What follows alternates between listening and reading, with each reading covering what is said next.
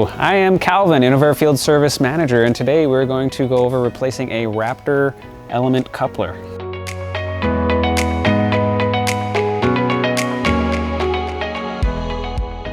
So you know it's time to replace this coupler when you start to see some cracks in this area here, and that's when it's time to replace it. This is how you remove it. You're going to break loose all 16 bolts, run them all out, remove the coupling element, install your new coupling element. So after we got all the bolts removed, remove this coupling element and install your new one. And so what this coupling element does is it installs right in this location, and it connects the motor hub to the blower hub, transferring power from motor to the blower. Each coupling element takes a total of 8 bolts, so all in all between both couplers you'll have 16 bolts to install.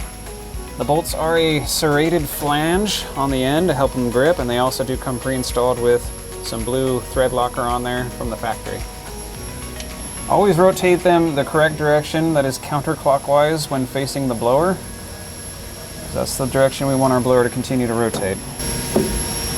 So I got one half of the element on, and then I'll go for the other half. It does not matter which direction your letters are facing. They can go either way, unidirectional.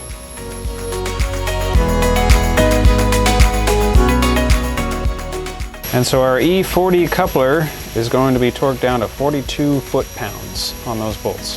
And what I'll do is I'll go through and torque all 16 bolts down.